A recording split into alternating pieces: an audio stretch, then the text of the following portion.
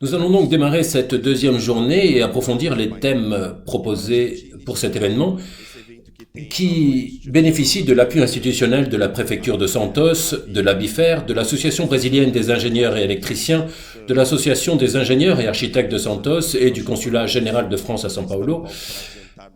J'appelle le professeur, chercheur et responsable du Centre de recherche dynamique, M. Renan Ribeiro, qui sera le modérateur de cette présentation. Une présentation qui sera réalisée par Fabrice Daniel, président de TACV Lab, assisté de Gérard Coquery, directeur scientifique de TACV Lab, qui sera donc une présentation de leur système UCARS, un wagon ferroviaire autonome boosté par moteur linéaire asynchrone.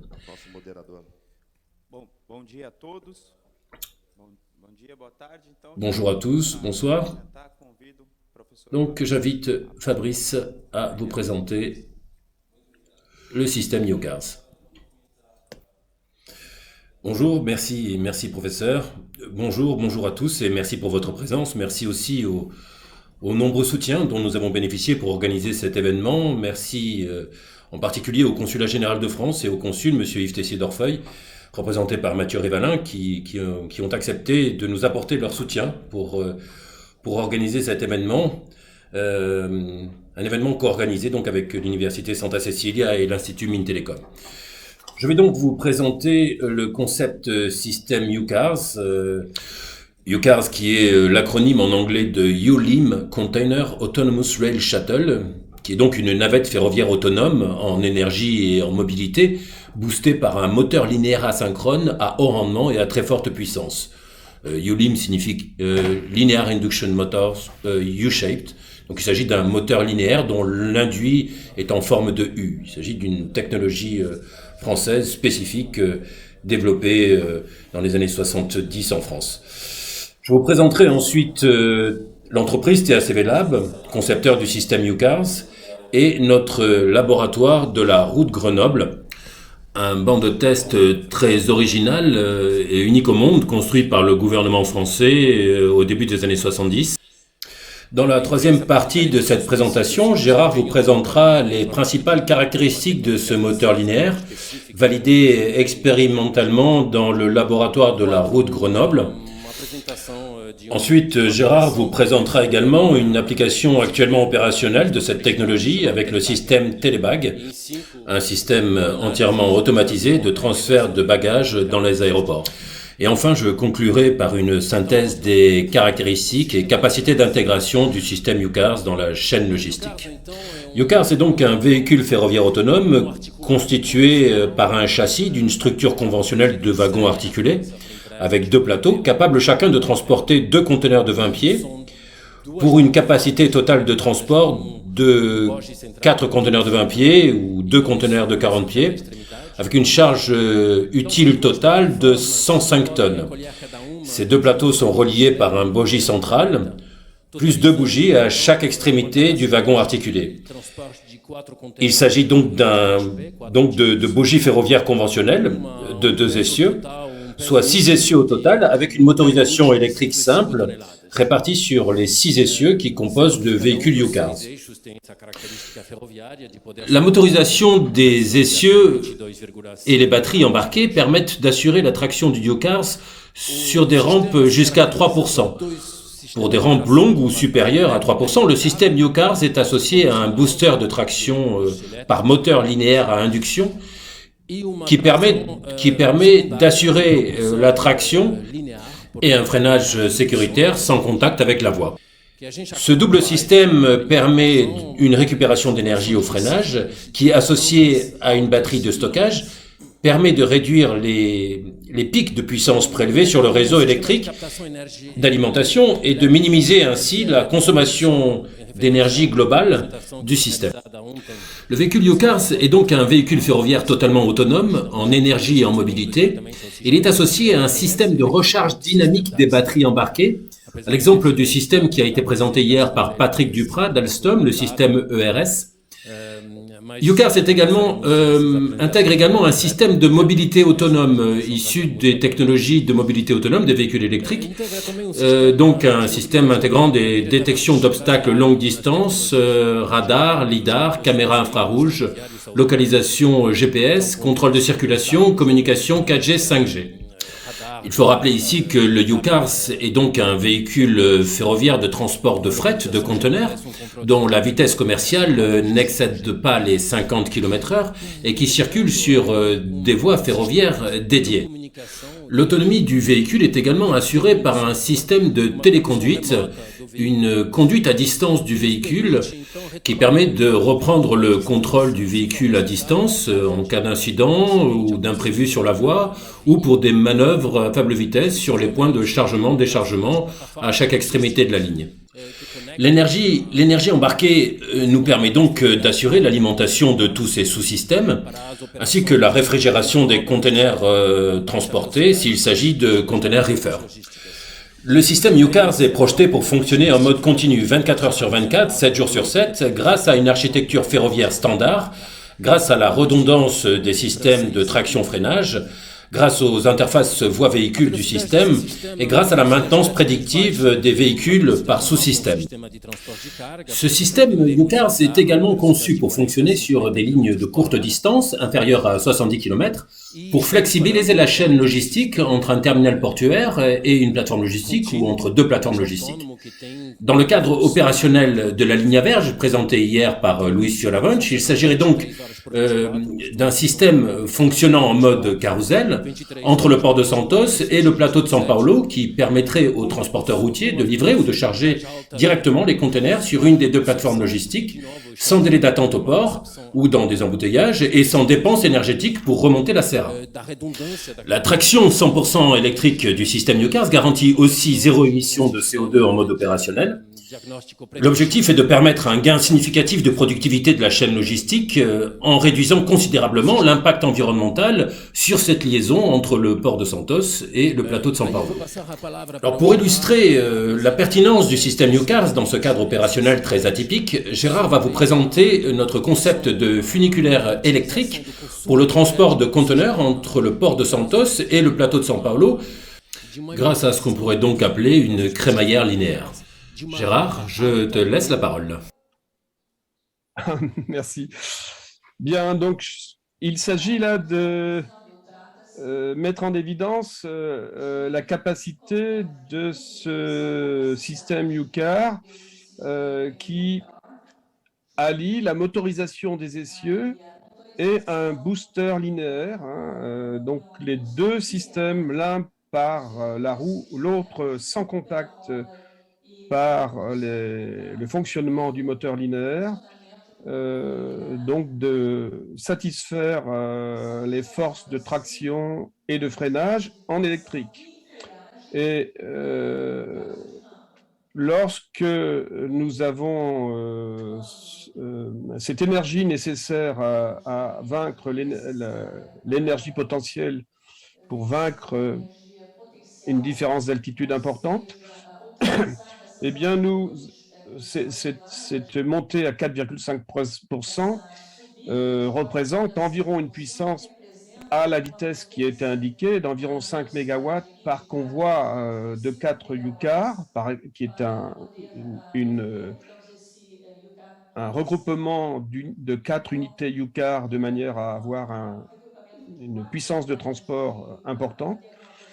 Cette énergie potentielle, par exemple pour 800 mètres, elle peut être de l'ordre de 2,4 MWh. Les 4 UCAR ayant une masse chargée totale de 135 tonnes. Donc, le concept proposé est un concept de gestion d'énergie où les sous-stations électriques sont donc équipées d'un système de stockage d'énergie via des conteneurs batteries et l'énergie stockée qui résulte de l'énergie récupérée à la descente parce que nous avons une traction électrique et la vertu des moteurs électriques, c'est la réversibilité d'être moteur ou générateur. et nous récupérons l'énergie potentielle à la descente que nous stockons dans la sous-station et qui peut être réutilisée en partie pour l'énergie nécessaire à la montée. Et ce système vient donc minimiser la consommation d'énergie appelée sur le réseau et minimiser aussi les pics de puissance nécessaires à cette installation. Donc voilà le principe. C'est une sorte de funiculaire électrique. Il n'y a pas, le câble mécanique est remplacé par le flux d'énergie et son stockage avec un grand sûreté de fonctionnement puisque ces machines sont des machines électriques. Il y a donc 2 solutions et une solution de secours par injection de courant continu s'il y a une panne du système. Voilà.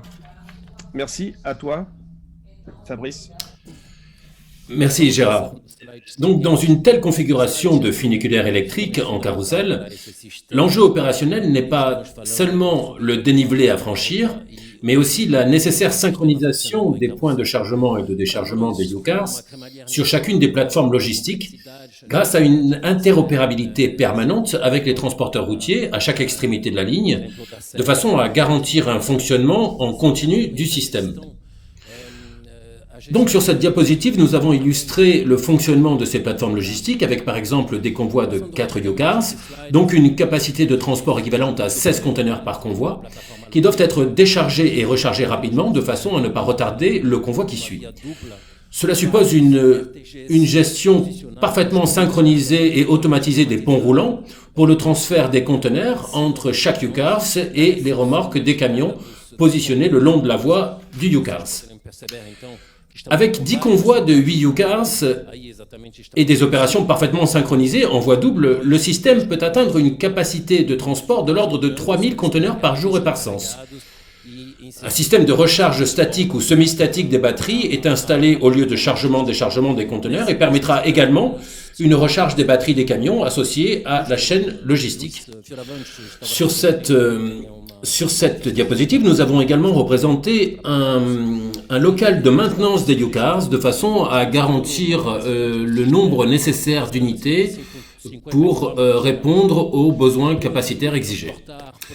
Pour assurer également un transfert rapide des conteneurs entre les véhicules UCARS et les remorques des transporteurs routiers positionnés sur chacune des plateformes logistiques, des outils de communication pourront également être développés de façon à permettre aux transporteurs routiers de venir se positionner à l'endroit exact de réception ou de livraison des conteneurs, de façon à pouvoir garantir à chaque extrémité de la ligne le mouvement continu en carrousel.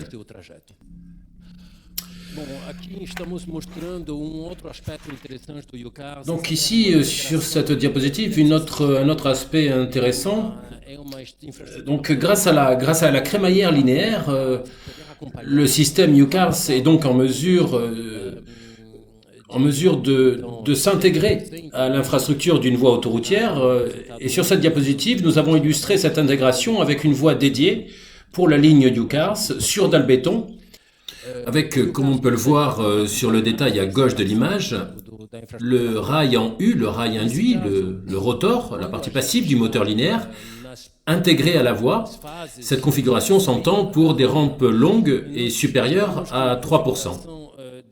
Le cas échéant, la voie du UCARS sur dalle béton, comparable à celle d'un tramway, permettrait également à des véhicules routiers d'intervention rapide de se rendre sur le lieu d'un accident qui pourrait survenir sur une des voies routières, sans risque d'être retardés par un embouteillage qui aurait été provoqué par cet accident.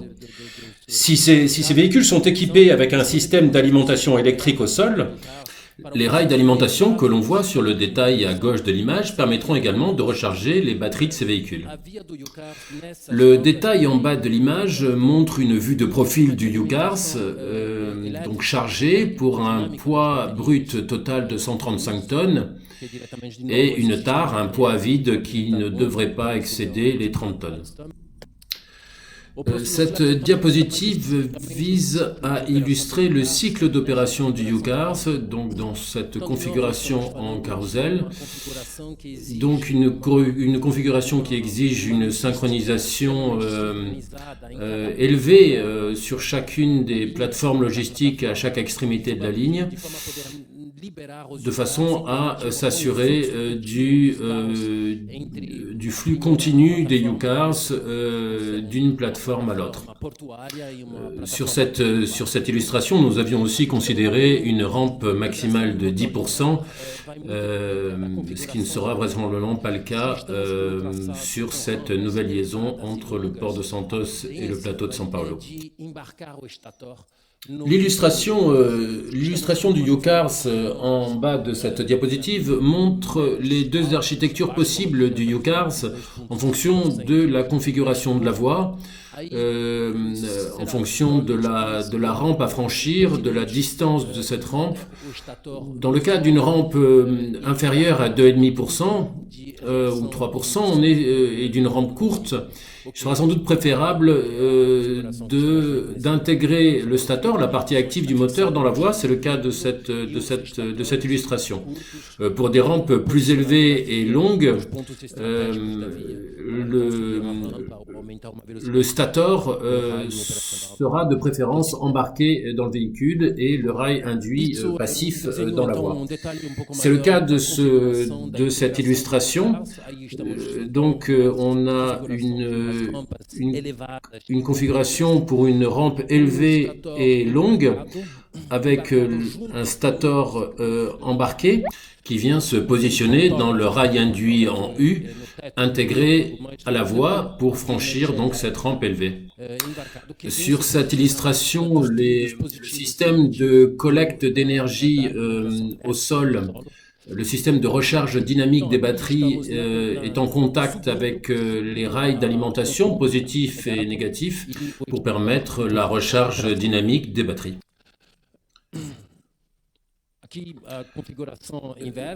Sur la portion de la voie où les rampes sont inférieures à 2,5%, alors le stator sera en position relevée.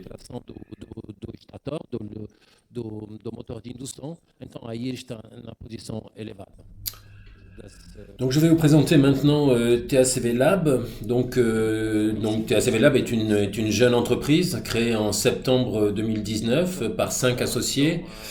Donc le siège de l'entreprise est à Paris. Nous avons notre banc de test, notre laboratoire de recherche à Grenoble, et nous avons une filiale créée à São Paulo.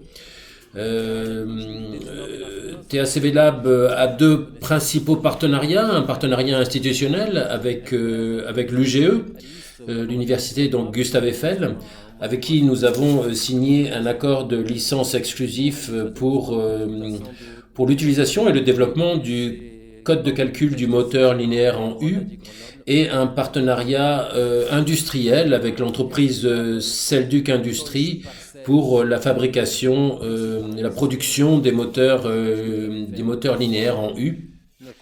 Donc Celduc Industries, et particulièrement sa filiale Celduc Transfo, a une grande expérience dans la construction de ces moteurs linéaires, avec plus de 300 moteurs linéaires construits à ce jour.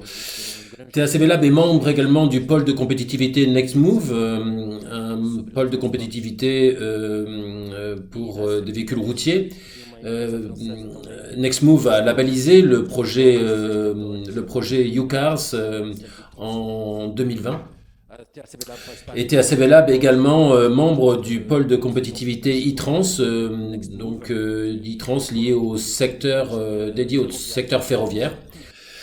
Donc notre activité en France, nous réalisons des prestations de services en ingénierie et nous réalisons des travaux de recherche et développement dans notre laboratoire de Grenoble. Donc il me reste assez peu de temps, mais je vais vous présenter tout de même le laboratoire de Grenoble. Donc ici en photo, le cœur du laboratoire avec cette grande roue de 13 mètres de diamètre, 40 tonnes, une piste en périphérie qui peut atteindre une vitesse de 300 km/h, une vitesse de sécurité de 400 km/h et en détail en détail le moteur linéaire installé sur la roue qui entraîne cette grande roue. Donc au lieu d'avoir un système qui avance sur une piste d'essai, c'est la piste d'essai qui défile sous le système de transport. Ce qui nous permet de valider toutes les interfaces sol-véhicule, de dimensionner tout le système de traction-freinage jusqu'à des vitesses très élevées et en vraie grandeur.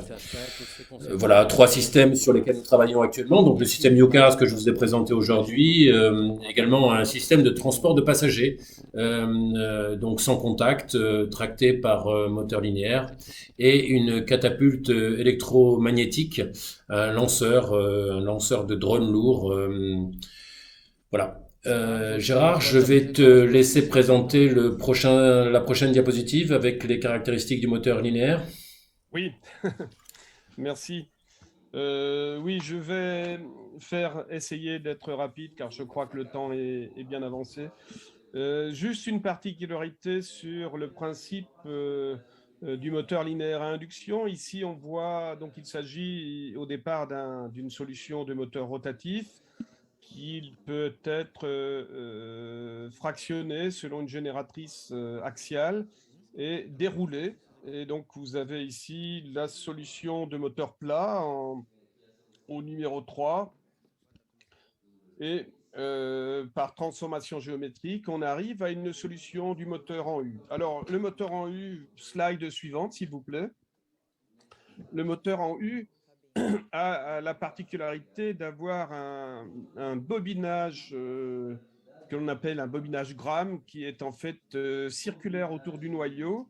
Techniquement, je ne vais pas rentrer dans les détails, mais il présente une efficacité très intéressante parce qu'il n'y a pas de fuite électromagnétique due aux bobines. Et nous avons ici 3 faces actives dans lesquelles se développent les courants, 10 courants induits, et un écran qui bloque le champ électromagnétique de fuite. Donc ce moteur a des particularités techniques très intéressantes en termes de poussée, rendement et facteur de puissance, qui est un paramètre essentiel pour le dimensionnement du convertisseur de puissance. Un moteur de traction, d'une manière générale, le moteur a ses performances, mais c'est l'association du moteur et du convertisseur qui va l'alimenter à fréquence variable pour avoir une vitesse variable qui va montrer les performances. Vous avez une courbe de résultats d'un moteur linéaire ici à 300 km/h. Slide suivante, s'il vous plaît.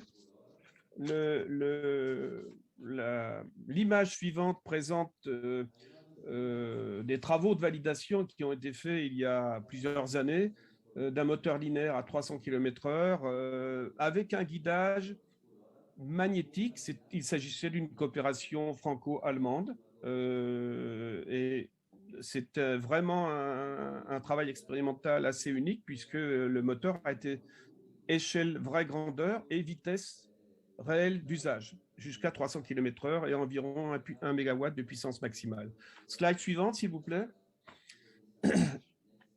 Une application originale qui est celle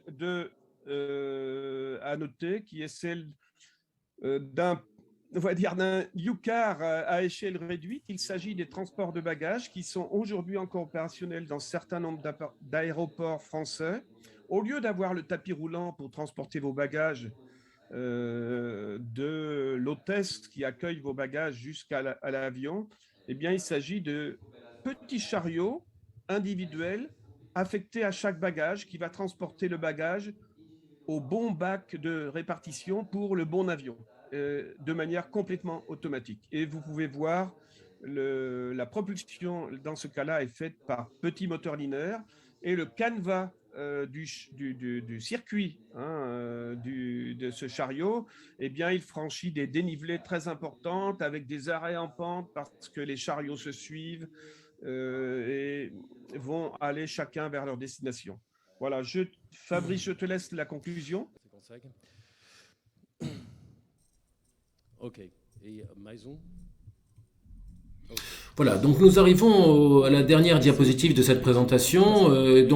Pour résumer, le système UCARS est un système totalement autonome, décarboné dans son mode opérationnel. C'est un système de transport extrêmement complémentaire au transporteur routier. L'idée, c'est vraiment de flexibiliser la chaîne logistique en permettant aux transporteurs routiers d'améliorer la productivité de leurs services de transport, en leur évitant des temps d'attente élevés au port, en leur évitant des délais de transport qui peuvent être impactés par des embouteillages, par les conditions climatiques. Le système UCARS fonctionne en carrousel indépendamment des conditions de la densité de trafic routier, indépendamment des conditions climatiques. C'est un système qui sera en mesure de fonctionner en continu, en franchissant avec cette crémaillère linéaire, avec la capacité de franchir des rampes très élevées. Et la capacité de franchir des rampes très élevées avec un système ferroviaire et des qualités propres au système ferroviaire, c'est-à-dire une résistance à l'avancement donc très faible, une optimisation énergétique intrinsèque au mode de transport ferroviaire, donc nous permet d'accompagner sur tout le tracé une infrastructure routière et donc de mutualiser l'implantation d'une nouvelle infrastructure de transport en intégrant l'infrastructure de transport routière.